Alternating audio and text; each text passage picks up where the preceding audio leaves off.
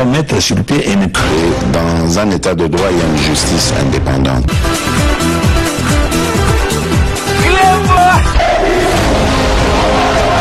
Ce n'est pas pour rien qu'il faut des conseils.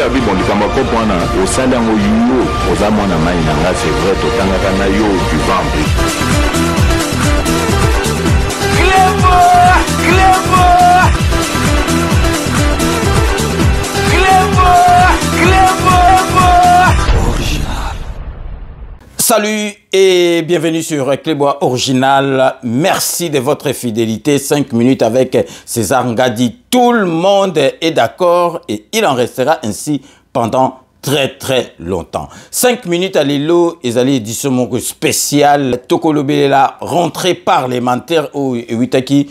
Koleka n'a parlé du peuple. L'élo, ils allaient mercredi donc Ndegina Epsibino, ils allaient qui rentrée parlementaire pour la session ordinaire. Il y a mars 2023 et Salemaki Lelo n'a parlé du peuple na Kinshasa, capitale, il y a République démocratique du Congo, chambre haute, il y a parlement Oyobabengi Sénat, comme président Nayango Bayati, Azalaki, Wana, Yemtabandaki Masolo, Abetaki, discours moko, vraiment kitoko, boyebi, occasion, tout ce que zoami, autorité, ba tikaka kolobela jamais makambo oyo Rwanda zali kosala na est ya mboka na biso. Ensuite chambre basse oyo babengi assemblée nationale oyo kambami na président Mbosso yepe asangisaki ba député nationaux nyoso tout ba yaki boyebi soki zali rentrée parlementaire ba invité pe bazalaka ba ambassadeur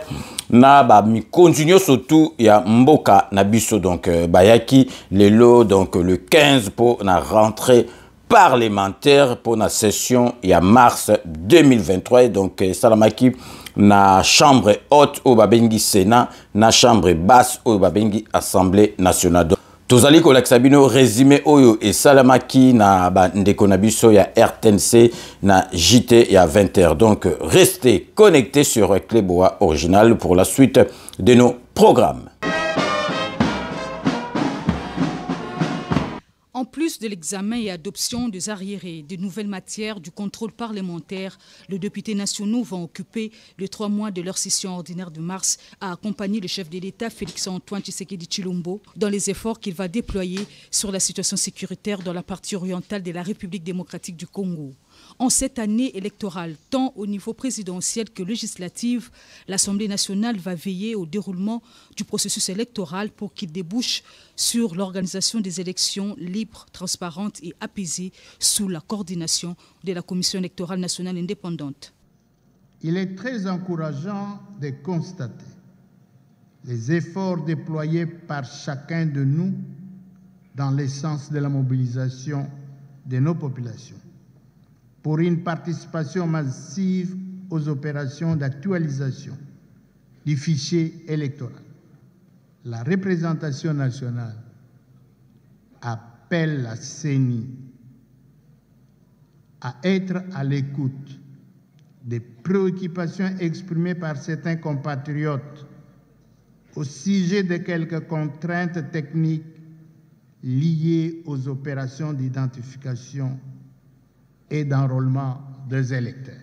Le président Christophe Mbosso Kodiapwanga a dénoncé l'attitude de la communauté internationale devant les agissements du Rwanda de Paul Kagame.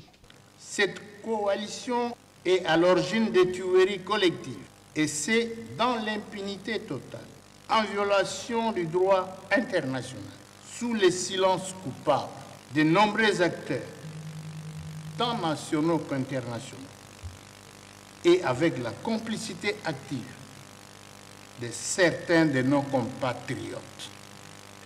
Je tiens à féliciter, au nom de la représentation nationale, Monsieur le Président de la République, chef de l'État, pour tous les efforts diplomatiques déployés, lesquels ont permis de lever le voile dans l'opinion tant nationale qu'internationale.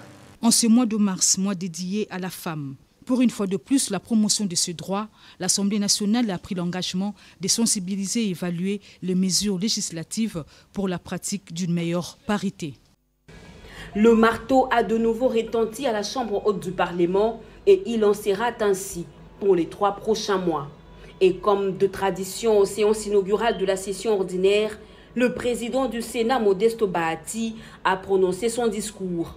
Une allocution qui n'a épargné aucun secteur et qui appelle au soutien sans faille du président de la République, Félix-Antoine Tshisekedi Tshilombo, dans ses efforts pour le retour définitif de la paix dans l'Est de la RDC.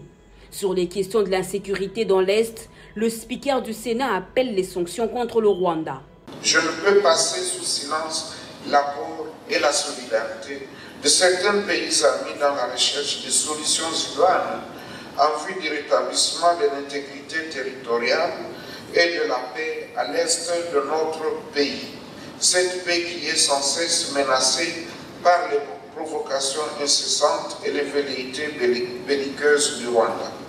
C'est ici l'occasion pour moi d'appeler la communauté internationale à condamner le soutien que le Rwanda apporte au M23. Sans omettre les préparatifs des prochaines élections qui cumulent avec l'enrôlement sur l'ensemble du territoire national, Modeste Bahati invite le gouvernement à stabiliser le cadre macroéconomique afin de protéger le pouvoir d'achat de la population et sécuriser les épargnants.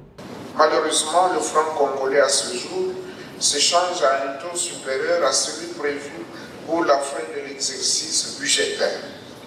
Mais pour ceux qui connaissent les mécanismes des finances publiques, avec une gestion orthodoxe, il est toujours possible de ramener ce taux-là à la baisse, donc il n'y a pas lieu de désespérer. Ainsi, pour pallier à cette situation, je recommande au gouvernement d'user de ces instruments pour stabiliser le franc congolais, pour autant que la stabilité de la monnaie nationale par rapport à la devise étrangère est corollaire à l'offre des biens et des services sur le marché et impacte directement le panier de la ménagère. Il faut noter que cette session de mars s'ouvre sur une note triste due à la mort tragique du sénateur Florin Tumba le 22 février dernier, suite à un incendie survenu à son appartement. Sauf imprévu, c'est ce vendredi 17 mars que le corps du sénateur Florin Tumba, élu de Chikapa, sera inhumé au cimetière de Nécropole entre ciel et terre. Les faits pour lesquels le député national Mwanga Chouchou Edouard et son coprévenu Robert Mouchamalirwa sont poursuivis et jugés en procédure déflagrance, notamment la participation à un mouvement insurrectionnel, s'est reconnu au fond devant la haute cour militaire. Cette dernière a confirmé le mardi 14 mars sa compétence par arrêt avant dire droit qu'elle a rendu. Vu l'ordonnance numéro 21/015 du 3 mai 2021 portant proclamation de l'état de siège sur une partie du territoire de la République démocratique du Congo, considérant que la situation qui sévit dans la province de l'Ituri et dans celle du Nord Kivu, disant droit, dit le mémoire unique du prévenu Mwanga Chouchou Izi Edouard, recevable, mais non fondé. Rejette la demande de mise en liberté provisoire ou de mise en résidence surveillée introduite par le prévenu.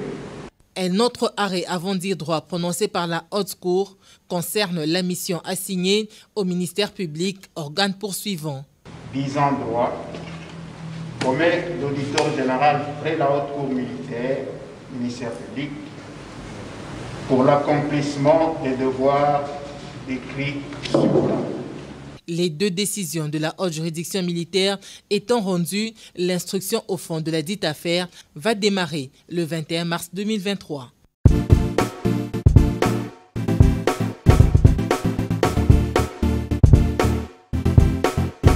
On doit mettre sur pied une créer dans un état de droit et une justice indépendante.